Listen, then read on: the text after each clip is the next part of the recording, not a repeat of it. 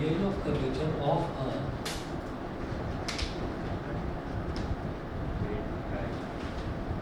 double convex lens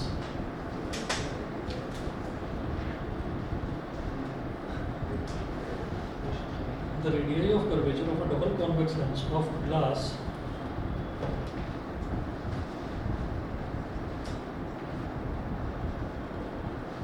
the radii of curvature of a double convex lens of glass mu is equal to 1.5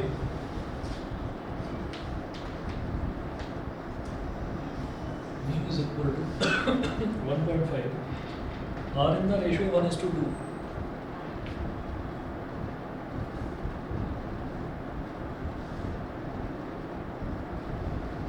r in the ratio 1:2 full stop. This lens renders the rays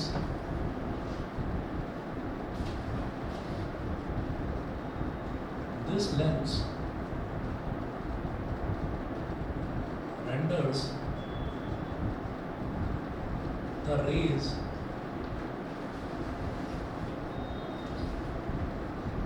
this lens renders the rays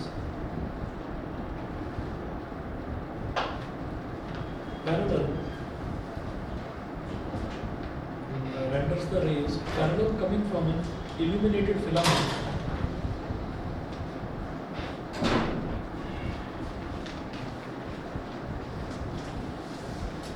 coming from an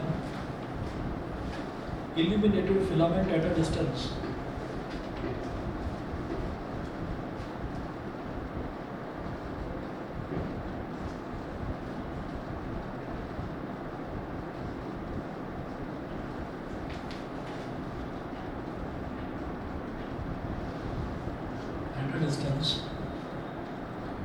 of 6 centimeter.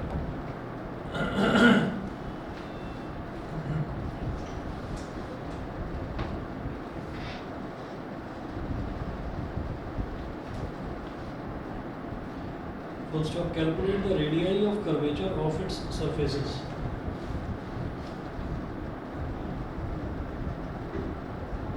Calculate the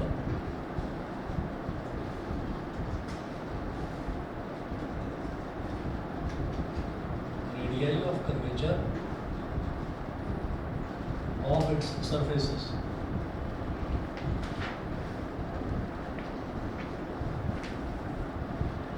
देखिएगा question में क्या दे रखा है the radius of curvature of a double convex lens of glass mu is equal to 1.5 are in the ratio 1:2 ठीक है तो हमने ये कह दिया ये डबल कॉन्वेक्स लेंस है तो डबल कॉन्वेक्स लेंस इस तरीके का है ठीक है तो हमने आगे देखिए इसको थोड़ा सा स्ट्रेट और इसको थोड़ा सा मैंने गहरा बनाया है थोड़ा और ऐसा बना दूँ तो दिखाई दे जाए ढंग से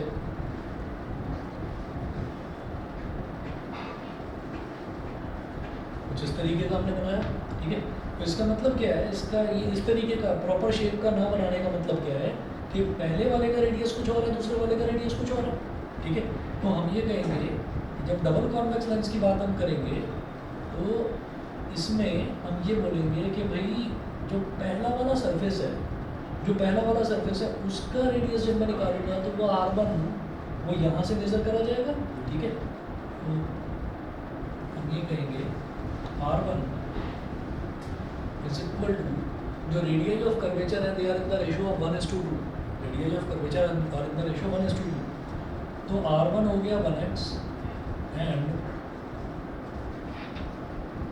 R2 हो गया 2x ठीक है भाई पहले वाले का रेडियस राइट साइड में लाई कर रहा है इसलिए प्लस का है दूसरे वाला जो सरफेस है उसका जो सेंटर अगर हम देखेंगे तो लेफ्ट साइड में लाई कर रहा है तो बिल्कुल नेगेटिव होगा तो ये -2x हो गया समझ गए कि इसको -2x क्यों लिखा ठीक है तो ये 1x हो गया ये -2x हो गया ठीक उसके बाद आगे देखिए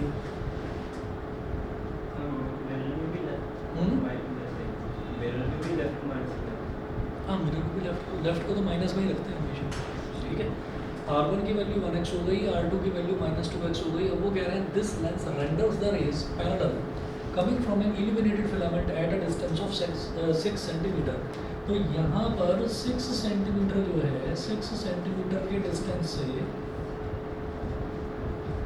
रेज ऑफ लाइट आ रही थी ठीक है, ऐसे आई ऐसे आई ऐसे आई, जितनी भी आई उनको सबको पैरेलल बना देता है ये, सबको पैरेलल बना देता है। तो रेज ऑफ लाइट को पैरेलल बनाने वाला जो है, रेज ऑफ लाइट पैरेलल कब बनती है? जब ऑब्जेक्ट फोकस पर रखा हुआ हो। तो ऑब्जेक्ट फोकस पर रखा हुआ है, इस वजह से उनको सबको पैरेलल बना दिया इसने। तो इसका मतलब ये क्या है कि ऑफन इल्यूमिनेटेड फिलामेंट, फिलामेंट का मतलब क्या होता है, एक नॉर्मल सा कोई वायर है और वो जल रहा है, ठीक है, जैसे बल्ब के अंदर जो फिलामेंट होता है वो जलता है, ठीक है। तो इल्यूमिनेटेड फिलामेंट मतलब उसकी रोशनी है, उसकी रोशनी, तो वो आपका ऑब्जेक्ट है। तो इससे कंफ्यूज मत होना, ये क्या चीज़ है, ये ऑब्जेक्ट है। Object at a distance of 6 centimetre. तो ऑब्जेक्ट कहाँ पर रखा होगा, तो फोकस पर ही तो रखा होगा, तभी तो सारे रेज ऑफ लाइट को पैरेलल बनाए दे रहा है। तो भाई focus F is equal to 6 centimetre, बता दो पॉजिटिव या नेगेटिव? कॉन्वेक्स पॉजिटिव, ठीक है। कॉनकेव मिरर हो या लेंस हो, focal length negative, convex lens हो या मिरर हो, फोकल लेंथ पॉजिटिव। क्या calculate the radius of curvature of its surfaces. हमको इन्होंने बोला कि इसका जो रिफ्रैक्टिव इंडेक्स है कितना है, 1.5। तो भाई ये क्या मेरे लिए μ2, ठीक है। और जब कुछ भी नहीं बताया कि उसको रखा कहाँ पर है, तो हम क्या मानेंगे, एयर में रखा हुआ है, एयर हमारा रेयर मीडियम, तो μ1 1, ठीक है। अब क्या करेंगे, देखिए भाई लेंस का इंटरस फॉर्मूला,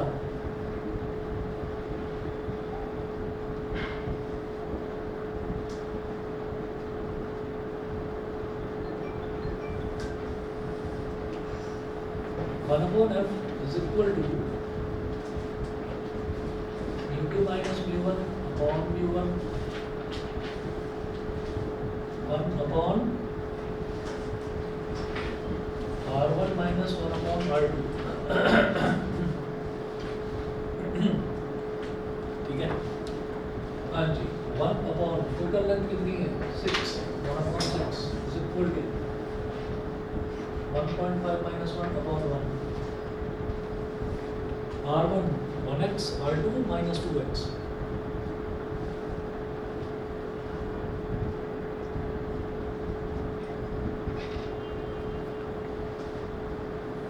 ठीक है, यहाँ से मेरे पास आएगी किसकी वैल्यू, x की वैल्यू, x की वैल्यू आ जाएगी तो 1x हो जाएगा radius of curvature of first surface, और 2x हो जाएगा दूसरी सरफेस का। सही है ना, हो गया। अब क्या करिए, 1/6, 1.5 minus 1 is 0.5, डिनोमिनेटर में इधर भी x है इधर भी x है, x ले लिया कॉमन, अंदर क्या बचा, 1 minus 1/2, 1 minus 1/2 is 1/2, 0.5 upon x into 1/2, 2 1s are 2 3s are 1 upon 3 is equal to 0.5 upon x, x is equal to 1.5। सही है, ठीक है। therefore R1 is equal to 1x, यानी कि 1.5 सेंटीमीटर,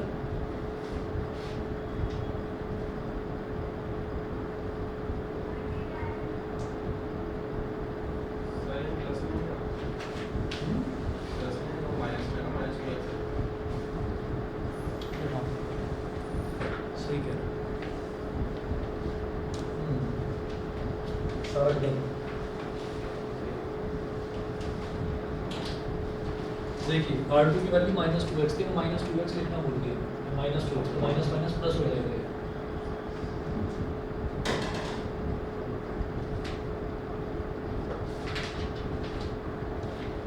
अब अपॉन में x जो है वो कॉमन ले लो, माइनस माइनस प्लस तो 1 + 1/2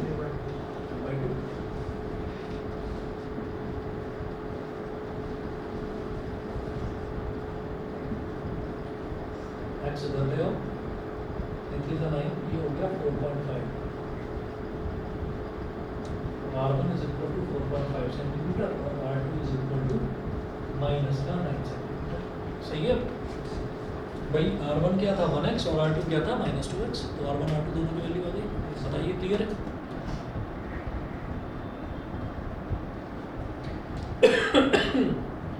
एक और देखिए, find the radius of curvature of the convex surface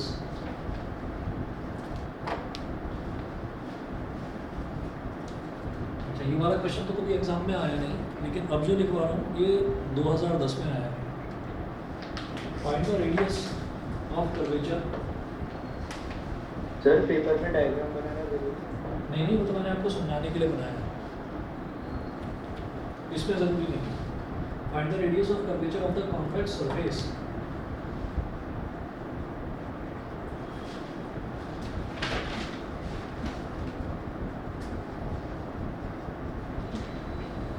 Find the radius of curvature of the convex surface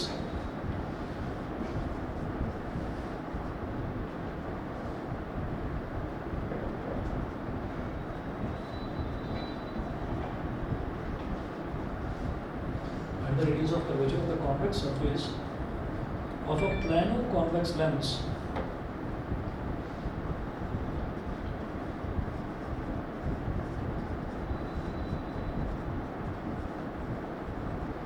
of a plano convex lens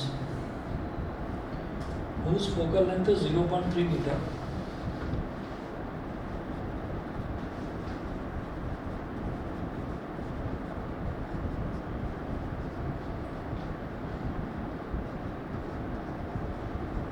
whose focal length is 0.3 meter and the refractive index of the material of the lens is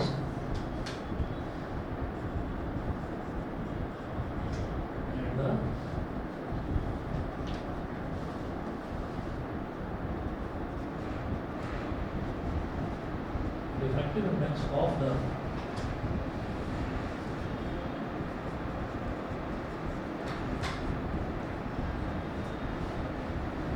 material of the lens of the material of the lens is 1.5.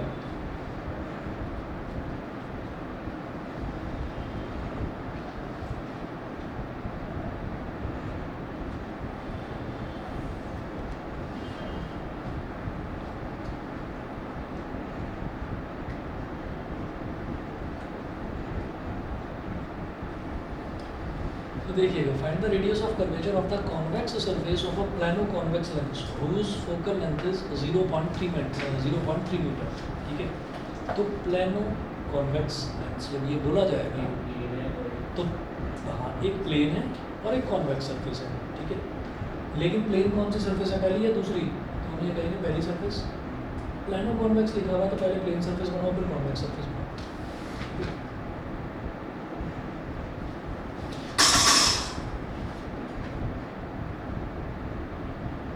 ठीक है, लग जाता कई बार। तो plano convex lens जो है उसकी focal length रखी है 0.3 मीटर, तो प्लस का लिखूंगा 0.3 मीटर फोकल लेंथ हो गई। Refractive index of the material of the lens, ठीक है, ग्लास का ही बना हुआ है।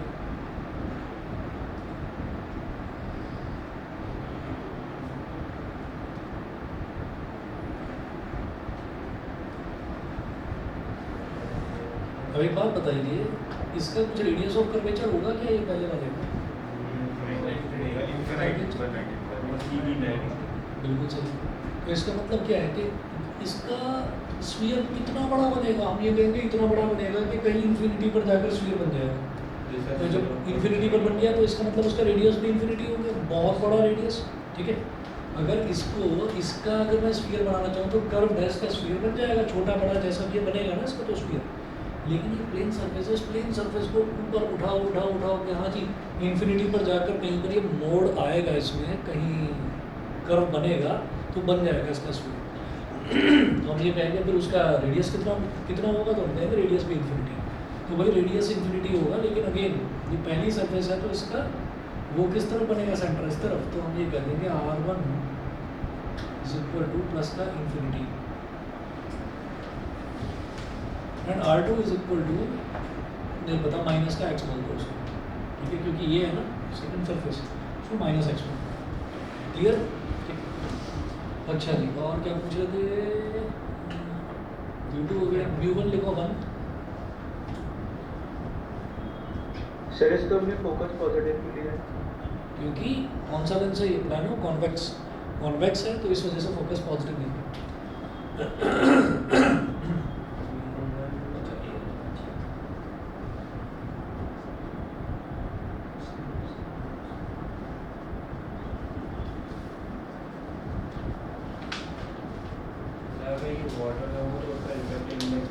तो μ1 का रिफ्रैक्टिव इंडेक्स लेना पड़ेगा, वाटर का लेना पड़ेगा। ये वो दिया हुआ है। हाँ वो दिया हुआ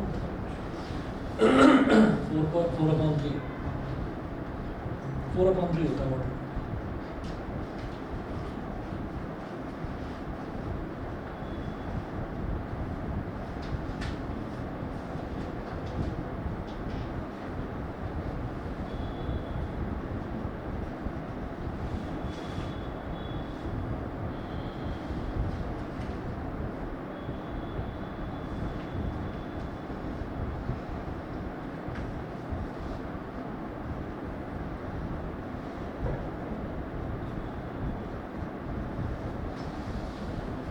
हो गया।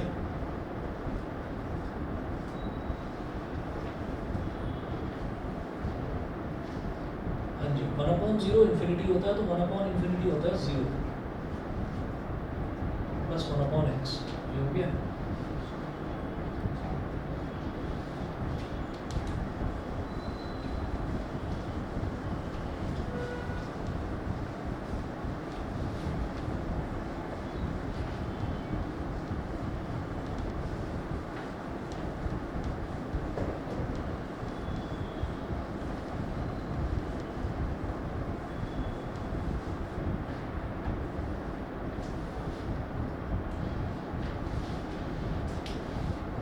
upon 0.3 is equal to 0.5 upon x, इसको इधर ले आओ,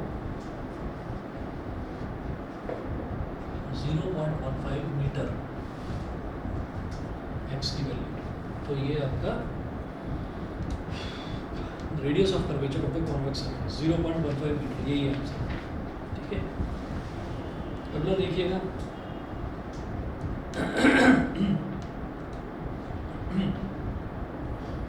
A convex lens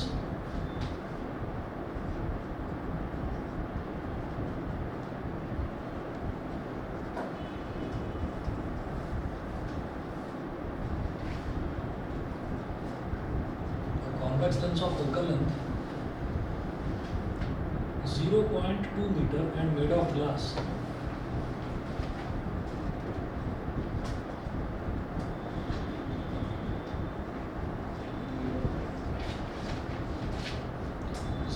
metre and made of glass, mu 1.5 दे रखा है 1.5 is immersed in water is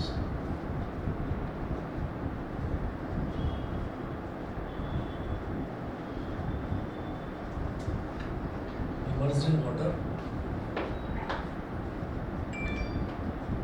mu is equal to 1.33.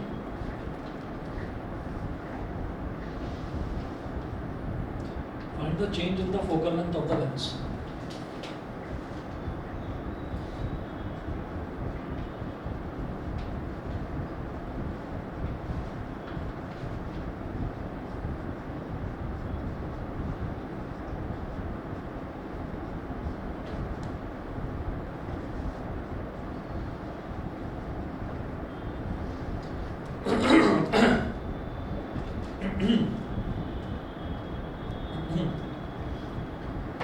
ठीक है जी, अब जरा ध्यान दीजिएगा, change in the focal length, वो बोल रहे हैं convex lens of focal length 0.2 metre and made of glass is immersed in water. तो इसका मतलब क्या है कि शुरुआत में वो लेंस ऐसे ही हमारे हाथ में था, हमने कहीं एयर नहीं रखा हुआ था उसको शुरुआत में, उसको बाद में वाटर के अंदर इमर्स कर दिया जाता है। तो शुरुआत में जब वो एयर में था तब उसकी फोकल लेंथ हमको दे रखी है, कितनी दे रखी है 0.2 मीटर। तो ये फोकल लेंथ उसकी जो है, ये वो पूछ रहे हैं ना find the change in the focal length. तो इसका मतलब जो शुरुआती फोकल लेंथ है वो इस तरह से दे रखी है कि वो लेंस हमारे पास एयर में रखा हुआ है। अब उसी लेंस को अगर उठाकर हम वाटर में डाल देंगे तो उसकी फोकल लेंथ कुछ हो जाएगी, ठीक है। मान लीजिए अभी 0.2 है, फिर 0.3 हो जाए फोकल लेंथ, तो चेंज निकालना है, यानी कि दोनों का डिफरेंस निकालना है, वो बताना, ठीक है। तो सबसे पहले यहाँ लिखेंगे for lens in air, for lens in air, mu2 is equal to 1.5 and mu1 is equal to 1. For lens in air, mu2 is equal to 1.5. तो mu2 मतलब जो हमारा डेंसर मीडियम हो गया, जो लेंस हो गया, तो वो तो 1.5 है, और जो म्यू1 है वो किसके बराबर है, 1 के बराबर है। समझ गए? ठीक है, लेंस अभी फिलहाल एयर में रखा हुआ है। तो अब हम क्या बोलेंगे, बाई लेंस मेकर्स फार्मूला, ज़रूरत ही नहीं, ज़रूरत ही नहीं। ठीक, तो अब आगे देखिएगा, by lens makers formula 1/f is equal to μ2 minus μ1। देखिए R1 R2 दे नहीं रखा है, उसको हमको कुछ करना भी नहीं। μ2 minus μ1 upon μ1 multiplied by 1/R1 minus 1/R2। ठीक है, तो f कितना दे रखा है, 0.2, तो 1/0.2 is equal to 1.5 minus 1 upon 1 into 1/R1 minus 1/R2। ये हो गया।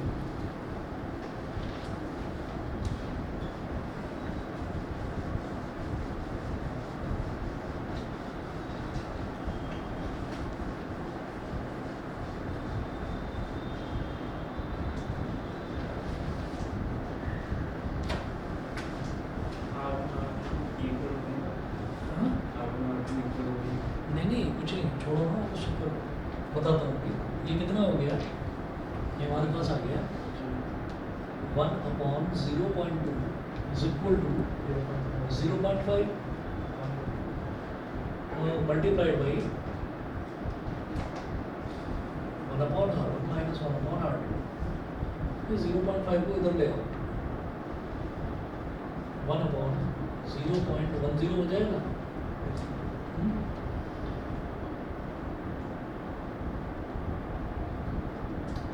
Is equal to 1/R1 minus 1/R2। 0.10 बोलो या 1/0.1 बोल दो, यहाँ तक क्लियर? तो 1/0.1 का मतलब क्या है, 10, इसका मतलब तो 10 है ना। तो 1/R1 minus 1/R2 is equal to 10 आ गया। क्लियर है? ठीक, अच्छा जी, तो ये हमारे पास वैल्यू आ गई। इसको बोल दीजिए इक्वेशन फॉर 1। अब क्या कहेंगे, जैसे value for lens in air, अब लिखेंगे फॉर लेंस इन वाटर।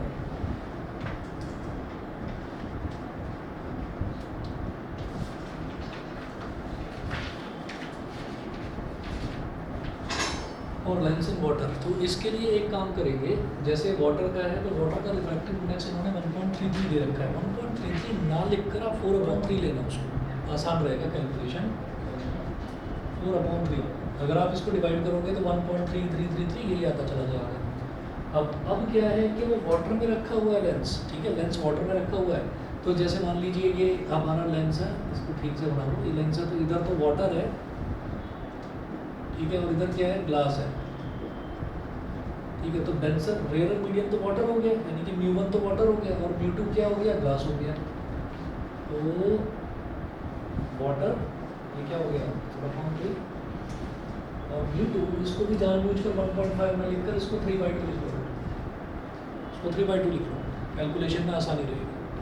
ठीक है जी, तो मेरे को फोकल लेंथ निकालनी है, तो 1/f is equal to μ2 minus μ1 upon μ1 into 1/R1 minus 1/R2। μ2 minus μ1 3/2 minus 4/3 upon 4/3 multiplied by 1/R1 minus 1/R2, ये हम निकाल चुके हैं, ये है 10। यहाँ लिख देना from equation 1 1/f is equal to 2 और 3 का एलसीएम क्या हो जाएगा, 6 हो जाएगा। 2 3 जा 6, 2 3 जा 9, 3 2 जा 6, 2 4 जा 8, 9 minus 8 6 upon 4/3 into 10 जब भी ऐसा होता है कि ऊपर भी रैशनल नंबर नीचे भी रैशनल नंबर, तो सबसे ऊपर वाला सबसे नीचे वाले से मल्टीप्लाई होकर न्यूमरेटर में आ जाता है।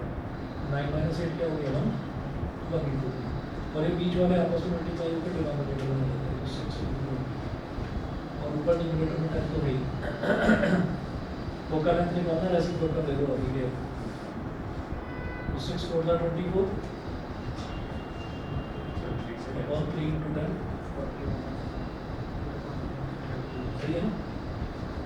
6 4 दा 24 ऊपर आ गया, नीचे 3 into 10 3 24 graph is equal to 0.8 क्या दे रखा था मीटर ना, 0.8 मीटर हो गया। ठीक है, इसको f डैश बोल दो, f डैश।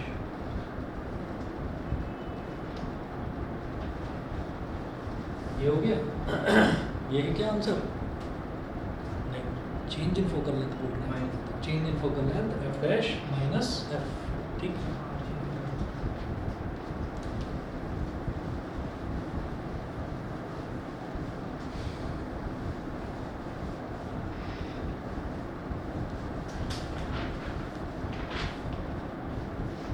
देखो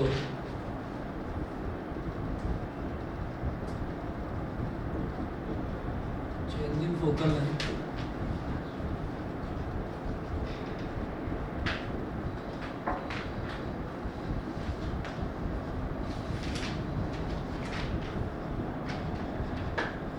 जीरो 0.6 मीटर।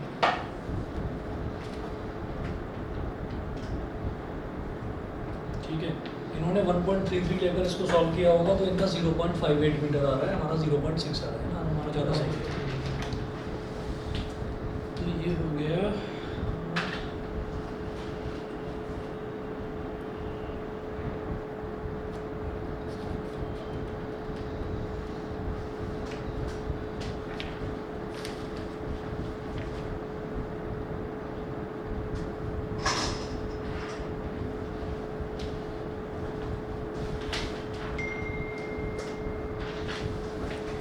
एक क्वेश्चन दे रहा हूँ, एक क्वेश्चन आप करेंगे।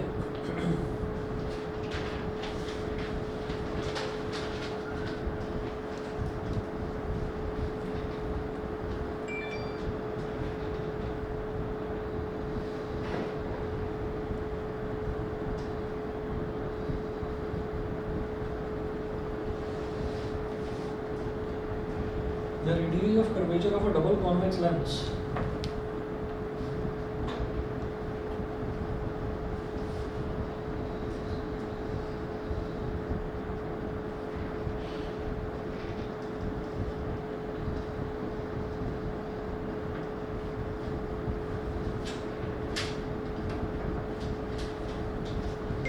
curvature of a double convex lens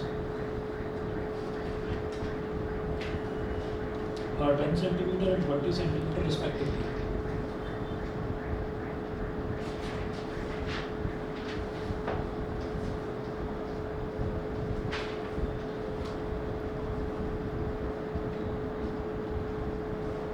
Full stop. Calculate its focal length when it is immersed in a liquid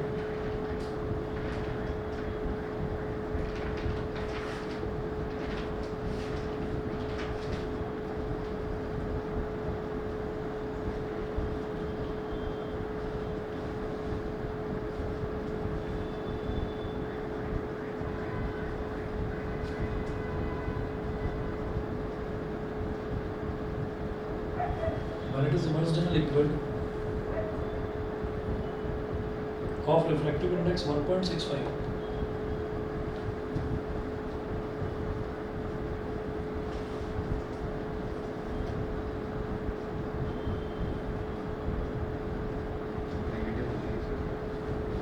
हो जाए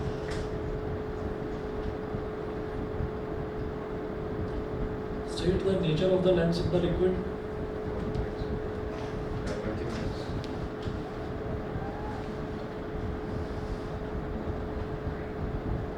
State the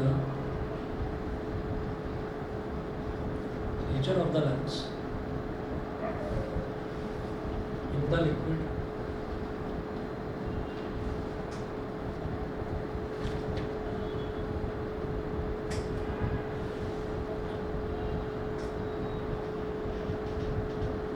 The refractive index of glass is 1.5.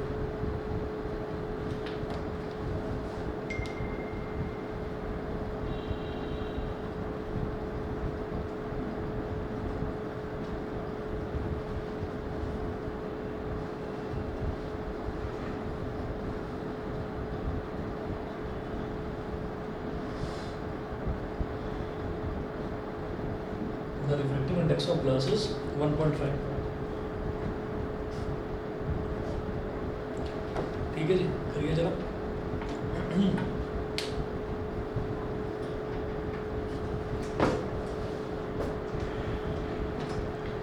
Focal length निकालिए, बस सिर्फ फोकल लेंथ निकालिए। मैंने मान लिया कि ये हमारा कॉन्वेक्स लेंस है, तो कॉन्वेक्स लेंस के हिसाब से ही जैसे आप R1 और R2 निकालते हैं कि किसको पॉजिटिव और किसको नेगेटिव लेना है, वो देखिए। ठीक है, उसके बाद फोकल लेंथ निकालो। फोकल लेंथ पॉजिटिव आ रही है या नेगेटिव आ रही है वो देखो। μ2 किसको रखोगे?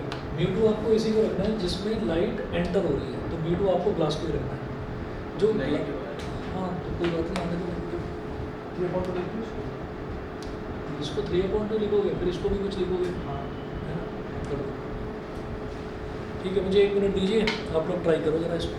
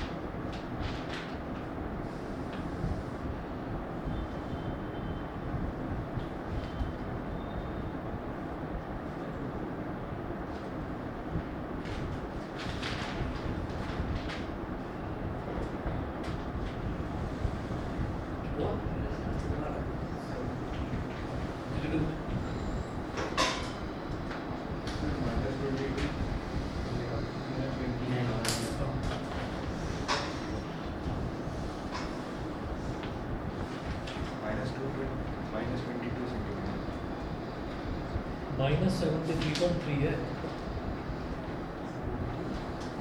तुम्हारा सर आंसर नेगेटिव में आ रहा है। नेगेटिव में आ रहा है, बताओ कितना आ रहा है, सर -203 डिवाइड करके बताओ जरा कितना आ रहा है।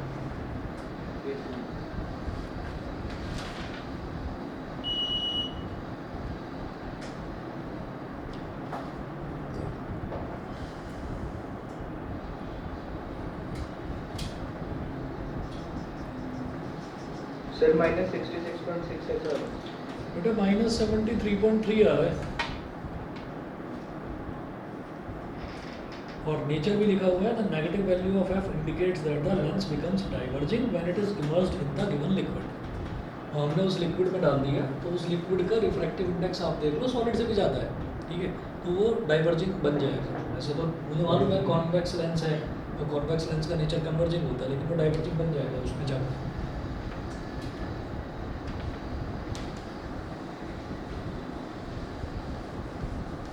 पता चला क्या मिस्टेक हुई? अगर मैं R1 और R1 को मैंने 10 लिया है, जैसे ये है अगर मैं R1 को 20 ले लूँ तो मेरा वापस पॉजिटिव आ जाएगा आंसर। पॉजिटिव नहीं है ना, जैसे कि वो जो दे रखा है उन्होंने वो पहली वाली सरफेस पे दे रखा है जहाँ से ऑब्जेक्ट की जो लाइट रेज हो पहले टकराएंगे, तो इसलिए मेरे को R1 को 10 सर वैसे सर साइड्स का भी फर्क पड़ जाएगा। हाँ पता है। साइड्स का तो एक साइड हो सकता है 22, एक साइड हो सकता है नहीं, जो हमको दे रखा है वो उन्होंने इसी वजह से दे रखा है कि वो लेंस को रखना ही इस तरीके से है कि पहले ये वाली साइड का आपके सामने का देखिए प्लस का 10 सेंटीमीटर हो R1 को गया। 10 ही लिया था हाँ R1 को 10 ही है, तो सर उससे 22 आ रहा तो 20 निकला। ये जो R2 है ये कितना हो गया माइनस का 20 सेंटीमीटर, समझ गए? है। अच्छा एक हाँ ये गलती है, हाँ, ये हो मैंने गया। एक नेगेटिव बोला। तुम्हारा भी शायद ये गलती हुई होगी। हाँ। ठीक है नहीं मैंने उसको 20 को पहले लीजिए थे बता रहे अच्छा अच्छा थे। वो मेरा उल्टा हो गया। चलिए समझ गए ना, ऐसा हम क्यों कर रहे हैं, क्योंकि पहले हमारे पास सरफेस ये वाली मिल रही है और इस सरफेस को जब कंप्लीट करेंगे तो इसका सेंटर ऑफ कर्वेचर राइट में, तो इसका सेंटर ऑफ कर्वेचर राइट में तो R1 राइट में यानी कि पॉजिटिव 10 सेंटीमीटर, और जब इसको कंप्लीट करेंगे तो इसका सेंटर ऑफ कर्वेचर लेफ्ट में, जब लेफ्ट में है तो वो डिस्टेंस हमको नेगेटिव लेना है, तो इस वजह से हमने इसको -20 ले लिया, तो R1 आ गया R2 आ गया। अब देखिएगा, अब calculate its focal length when it is immersed in a liquid of refractive index इतना, तो भाई μ1 जो है वो है 1.65 और μ2 है 1.5, हमें तो फोकल लेंथ निकालनी है, तो 1/f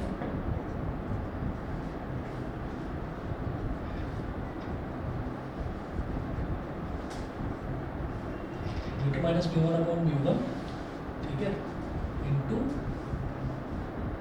1/R1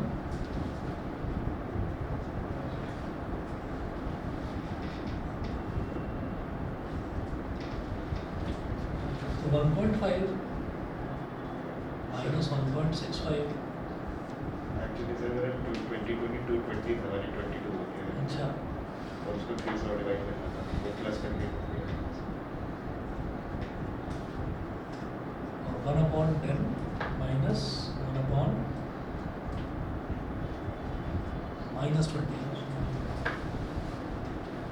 माइनस माइनस हो जाएगा प्लस,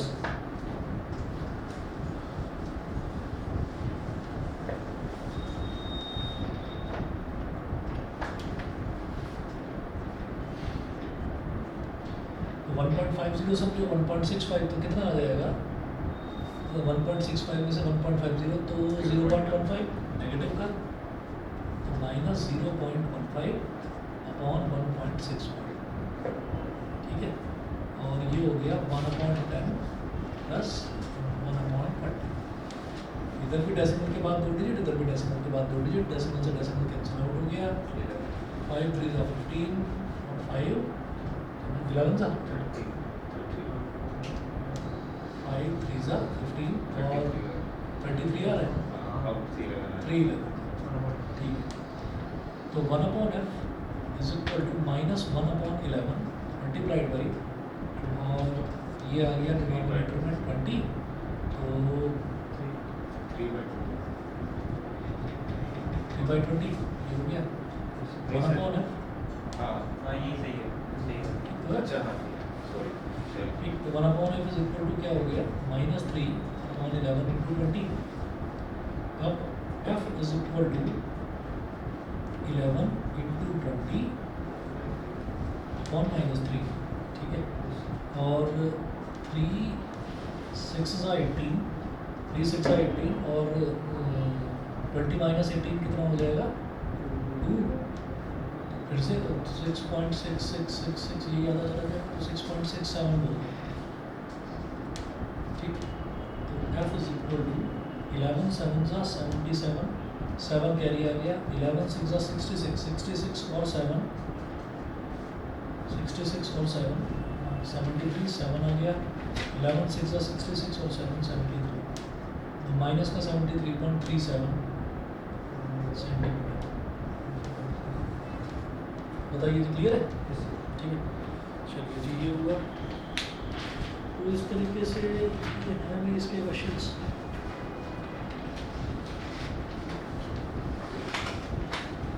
बस इतना ही कर लीजिए फिर इसकी जो इमेज फॉर्मेशन वगैरह है वो मैं आपको बाद में करा दूँगा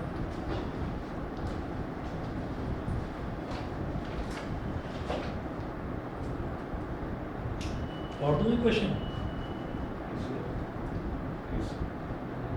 छोड़ो बहुत पुराना 98 का है तब से तब तो बहुत सिलेबस चेंज हो गया दे दीजिए सर दे दीजिए करोगे हाँ। चलो क्वेश्चन लो इधर लिखो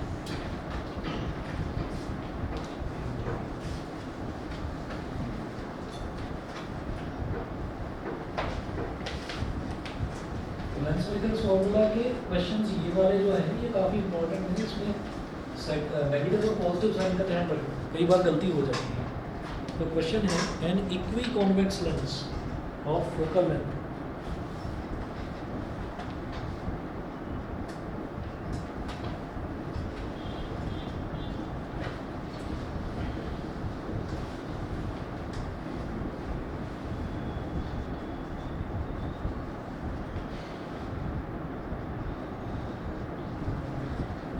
convex lens of focal length दोनों रेडियस इज इक्वल है दोनों रेडियस इक्वल ठीक है तो इसका मतलब जीरो तो नहीं हो जाएगा 1/r1 minus 1/r2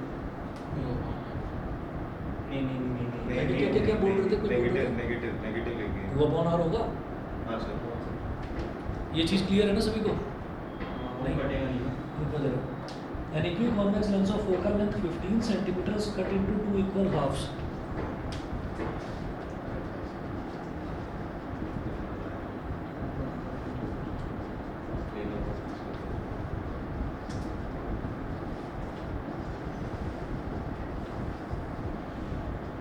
equal halves as shown in figure. What is the focal length of each half?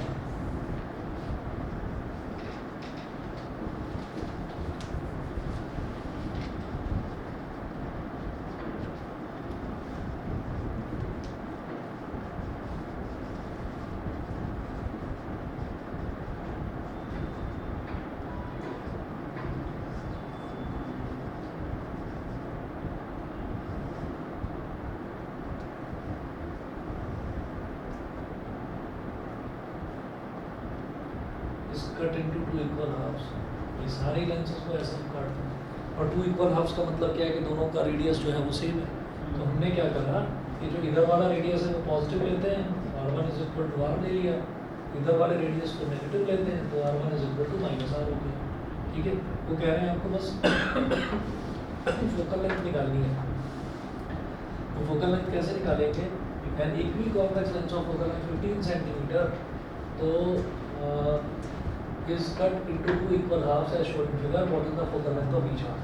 ठीक है तो ये जो पूरा कॉन्वेक्स लेंस है इसकी फोकल लेंथ हमको इतनी दे रखी है ठीक और इसकी फोकल लेंथ निकाल दो इसमें पावर वाला फॉर्मूला भी तो ला सकते हैं हाँ जी 1.5 ले लो ग्लास है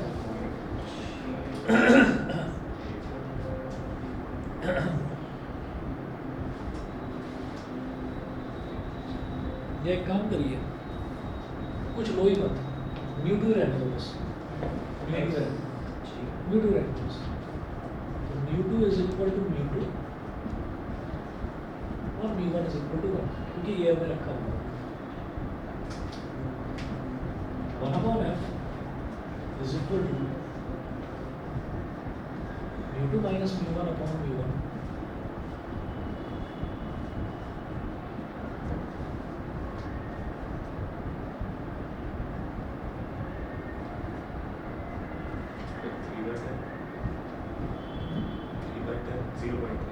पता नहीं करिए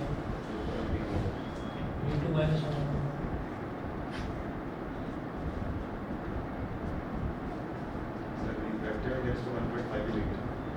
अरे मतलब अभी कुछ नहीं, ऐसे छोड़ो mu2 ही छोड़ो।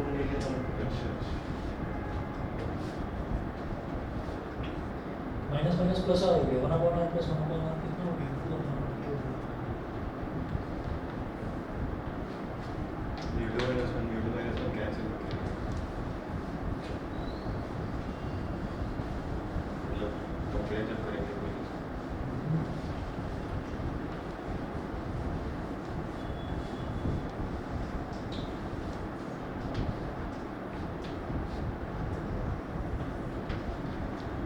तो यहाँ से मेरे पास आ गया भाई mu2 minus 1 is equal to,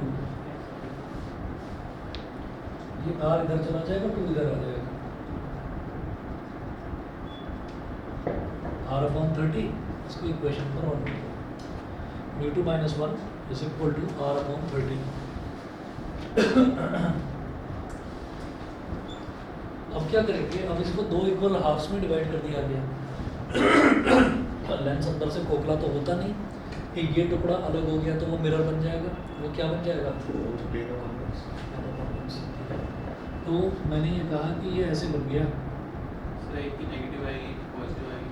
yes, अच्छा चलो ठीक है। तो हमने ये वाला केस ले लिया, ठीक है। अब हम जब इसको ले रहे हैं तो हमारे पास r1 क्या आ जाएगा, r1 is equal to r, इसका रेडियस थोड़ी चेंज होगी। और ये जो है ये क्या हो जाएगा माइनस इंफिनिटी, ठीक है। तो 1/f, अब इसको f डैश बोल दो, 1/f dash is equal to mu2 minus 1/1। सीधा लिख दो यही चीज़, ये अभी भी तो ये नहीं रखा है, ये mu2 minus 1/1 is equal to 1/r1 minus 1/r2।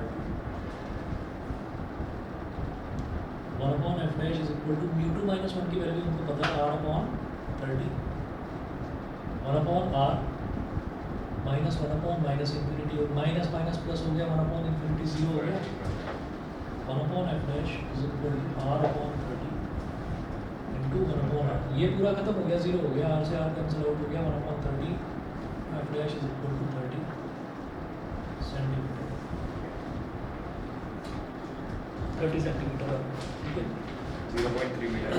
हाँ मेरा 0.3 मीटर है।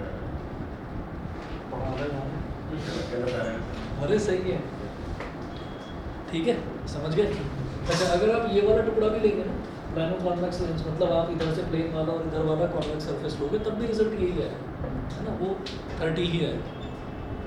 उससे हमको ये समझ में आ जाता है कि हमारा कॉन्वेक्स है ये, तो कॉन्वेक्स है तो फोकल लेंथ पॉजिटिव आ रहा है, तो हमने सही करा, ठीक है। चलिए जी, इतना कर लीजिए। इमेज फॉर्मेशन फिर नेक्स्ट क्लास में कराता हूँ आपको। ये बहुत इम्पॉर्टेंट है ये वाला पोर्शन न्यूमेरिकल्स का, याद रखिएगा। कोई भी साल का अगर आप पिछले साल के पेपर उठाएंगे तो उसमें लेंसमेकर्स फार्मूला का डेरिवेशन या न्यूमेरिकल ना आया वैसा कोई सवाल है ही नहीं। तो ये बहुत इंपॉर्टेंट पोर्शन है, इसको मत छोड़ना। आगे जो हम करेंगे उसमें इमेज फॉर्मेशन है, प्रिज्म वाला है, ठीक है, ये बहुत इंपॉर्टेंट है पोर्शन। और उसके बाद हमारा सिंपल माइक्रोस्कोप और कंपाउंड माइक्रोस्कोप, उन दोनों में से कोई एक जरूर आ जाता है, ठीक है। तो बड़ा सा डायग्राम बनाकर और केस स्टडी के फॉर्म में उसको बनाकर दे देते हैं। प्रिज्म वाला नहीं, सिंपल और कंपाउंड माइक्रोस्कोप दोनों में से कोई एक जरूरत है। चलिए जी, आज इतना ही करते हैं।